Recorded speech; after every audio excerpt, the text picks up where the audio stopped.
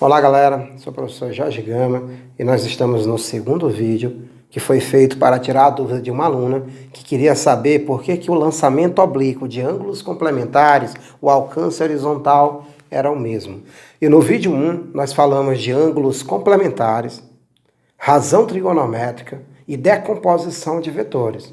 No vídeo 2 agora vamos só complementar a explicação. Vamos lá? Eu tenho um lançamento com velocidade VO formando um ângulo alfa. Essa trajetória não me interessa, só me interessa o fato dele estar indo para frente e para cima. Olha só. Se eu quero H, não me interessa se eu analisei esse percurso da partícula ou eu só peguei a projeção dela aqui. Se eu imaginar a projeção dela, vai dar no mesmo. Essa altura é igual a essa.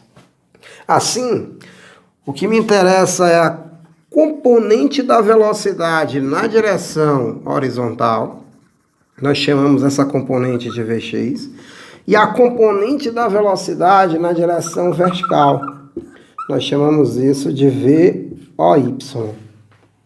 Assistam o vídeo 1 que eu falei sobre essa decomposição, tá? Continuando. Essa velocidade para cima, com o passar do tempo, ela vai ficando cada vez menor. Mas essa velocidade para frente, ela não muda. Vx é constante. Ou seja, na horizontal, ele percorre espaços iguais em intervalo de tempos iguais. Por quê, professor? Porque nessa direção não existe força. Nós vamos desconsiderar a resistência do ar, que poderia alterar esse Vx. Mas, na vertical, não tem como desconsiderar a força-peso. A força-peso está agindo o tempo todo. Isso quer dizer que na subida, essa velocidade vai ficando cada vez menor. Então, na subida, o movimento é retardado. Retardado na vertical, mas na horizontal o movimento é uniforme, a velocidade é constante. Na direção horizontal, nós temos um movimento retilíneo uniforme. E no movimento retilíneo uniforme, qual é a equação que eu uso, professor? Que nós chamamos de sorvete. É a função horária do espaço no movimento retilíneo uniforme. Né? Vou considerar que a posição inicial é zero. O eixo X aqui. E vamos considerar que aqui é a nossa origem. Posição inicial, zero. Então, quer dizer que esse espaço dele, que é a posição final bem aqui, já vai representar o alcance, tá? Isso é zero. Velocidade é a velocidade horizontal, que é Vx. E esse tempo aqui é o que nós chamamos de tempo total. É o tempo que essa partícula ficou no ar. Então, no final das contas, o alcance é essa velocidade horizontal vezes o tempo total. Não esqueça desse detalhe, tá? O alcance será a velocidade horizontal vezes o tempo total. Até rima, né? Alcance será a velocidade horizontal vezes o tempo total. Na vertical, o movimento é retilíneo, uniformemente variado. A direção vertical que me interessa. Esse movimento é retilíneo, galerinha. Só que é uniformemente variado, por quê? Porque a velocidade vai variando, vai ficando cada vez menor na subida e cada vez maior na descida. Nesse caso, qual é a função horária que eu aplico, professor? A função horária que você aplica, S é igual a SO, mais VOT, mais aceleração sobre 2, vezes o tempo ao quadrado. Qual a outra função horária que nós temos nesse movimento? Que vovô é ator. São as frasezinhas que os professores utilizam no ensino médio para o aluno decorar, mas aí é a função horária da velocidade no movimento retilíneo uniformemente variado. É mais bonitinho chamar o quê, professor? Que vovô é ator, que vovô e vovó ainda tentam, também é legal, né? É apelativo, mas o aluno lembra. Chama esse de sorvetão, chama esse de sorvete. Esse aqui, sorvete, fica legal, sorvete, mas chamar esse aqui de sorvetão não é muito legal, não. Tá bom? Tem mais uma equação, que não é uma função horária, né? Porque não depende do tempo. Muito usada no movimento uniformemente variado, galerinha. Qual é? Equação de Torricelli, galerinha. A equação de Torricelli me diz que a velocidade final ao quadrado é igual à velocidade inicial ao quadrado mais 2 vezes aceleração vezes variação de espaço. Tem que tomar muito cuidado com essas velocidades que estão aí. Por quê? Porque essa velocidade VO não é essa velocidade VO. Tá? Essa variação de espaço não é o espaço percorrido nessa trajetória. Aquela variação de espaço é em relação à altura, é o alcancezinho que você tem na vertical, que a gente nem chama de alcance, né? Alcance a gente adota mais para horizontal. A altura, no lugar daquele ΔS, no lugar do VO é o VOY, porque é nessa direção que existe a aceleração, e essa aceleração vai ser a aceleração da gravidade, tá bom? Essa velocidade final também é VY. Então, é bom lembrar que todos eles aqui têm um Y, tá, galerinha? É bom lembrar.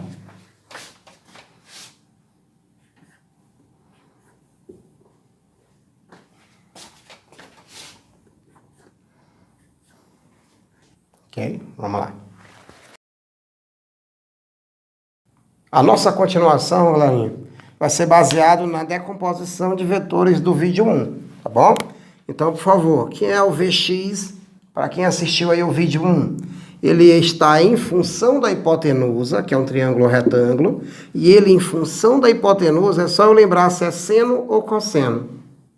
Professor, ele está colado no ângulo. Se está colado, é cosseno. E o VOY, professor?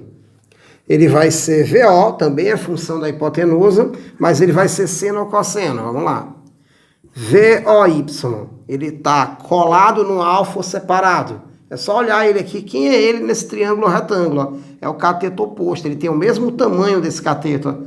Então, o VOY ele tem esse tamanho. E ele está na frente do ângulo. Ele está separado do ângulo. Se está separado do ângulo, será seno. Pronto. E no ponto mais alto, esse VY, a velocidade que ele tem para cima é zero, porque ele não vai mais subir. Só quer dizer que ele está parado? Não. Ele só não tem velocidade para cima, mas velocidade para frente continua existindo. Que o Vx é constante, não esqueça. Em qualquer instante, se você analisar o Vx, ele vai ser o mesmo valor, tá? Então eu posso pegar o fato de eu ter uma velocidade inicial, que vai ser conhecida porque eu vou ter o ângulo e VO, eu encontro VOY. E a velocidade final é zero, eu posso encontrar então, professor, o tempo de subida. Tempo de subida é importante. E o tempo de subida, eu vou usar aqui a equação, professor. No tempo de subida, eu vou usar vovô e vovó ainda tentam. Mas é na direção Y porque é aceleração. É a aceleração da gravidade. Na direção X não existe aceleração, tá? Continua. Quem é a velocidade VY no ponto mais alto? Eu quero o tempo de subida, tá? Então é no ponto mais alto, é zero. E o nosso VOY, galerinha? O VOY eu vou deixar, não sei. Aqui a gravidade, galerinha, G. Só que eu vou botar menos G, por quê, professor? Porque a gravidade aponta para baixo, mas o eixo Y é para onde? Para cima. Então acaba sendo o tempo de subida, joga ele para o primeiro membro, galerinha. Vem com o sinal trocado, ó. GTS igual a VOY. Então o tempo de subida será VOY sobre G.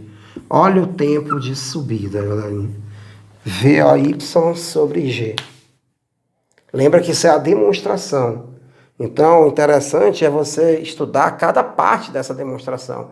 Então eu precisei de matemática elementar na parte de trigonometria, e estou precisando agora da parte de lançamento oblíquo, que envolve movimento uniformemente variado. Então observo o tanto de conteúdo que eu tenho só para entender por que o lançamento, quando é feito com ângulos complementares, o resultado dá sempre o mesmo. A distância dá sempre a mesma, tá? Com ângulos complementares, o alcance é sempre o mesmo. Só que o alcance, como é na horizontal e o Vx é constante, quer dizer que nós temos um movimento uniforme, que é simplesmente Vx vezes o tempo total. Mas eu não tenho o tempo total, professor, eu tenho o tempo de subida. Mas lembre que o tempo de subida é igual ao tempo de descida. Então ele é simplesmente o dobro do tempo de subida, galera. Então nós ficaremos com alcance sendo Vx. Quem é Vx? VO vezes cosseno vezes o tempo total. Quem é o tempo total, professor? Vai ser o dobro do tempo de subida. Quem é o tempo de subida? VOY sobre G. Só que nós já sabemos quem é VOY. É VO vezes seno. Então, 2 vezes VO, 2 vezes VO vezes cosseno,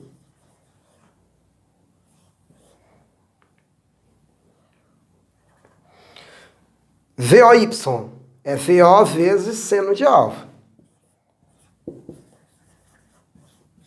VO vezes seno de alfa. Tá? Tudo isso dividido por quem, professor? Por G. Alcance, então, vou precisar de um outro espaço, né? Para a gente terminar essa análise. Posso voltar aqui.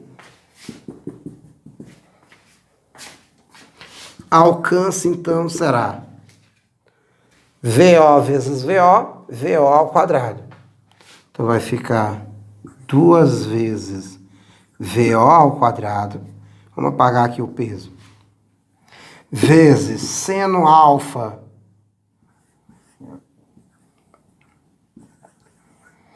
vezes seno alfa cosseno alfa, tudo isso sobre G. Só que 2 vezes seno alfa cosseno alfa vai dar seno do arco duplo, vai dar seno de 2 alfa. Só que eu não quero pensar dessa forma, galerinha. Eu vou deixar esse seno e esse cosseno. Eu não vou fazer como tem no teu livro, que é VO ao quadrado vezes seno de 2 alfa sobre G. Vamos deixar assim. Porque a ideia aqui é saber por que quando os ângulos são complementares, o resultado não muda. Tá bom? Então guarde essa informação. O alcance horizontal de um lançamento oblíquo é 2 vezes VO ao quadrado, seno alfa, cosseno alfa, sobre G. Claro que isso aqui vai ser simplificado. Como, professor? É o seno de 2 alfa, é o seno do arco duplo, tá? Mas a análise vai ser em cima desse. Vamos lá?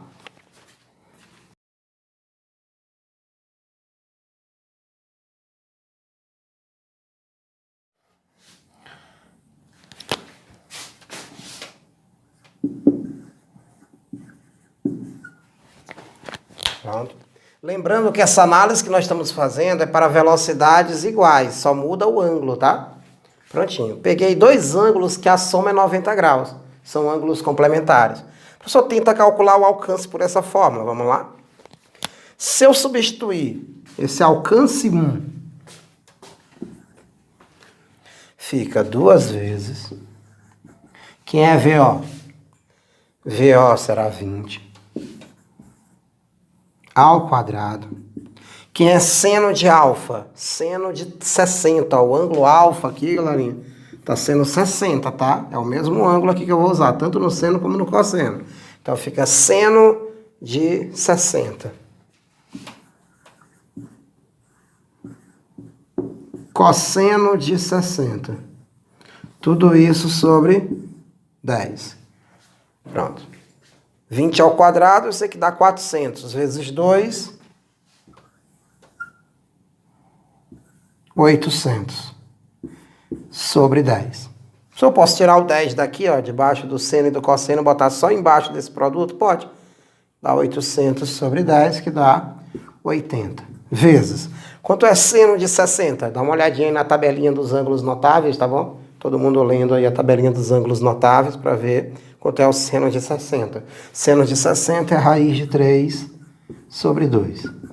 E quanto é cosseno de 60, professor? Cosseno de 60 é meio.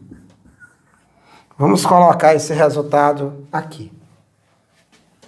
Alcance 1 foi 80, 2 vezes 2, né? 4? 80 dividido por 4 lá de baixo.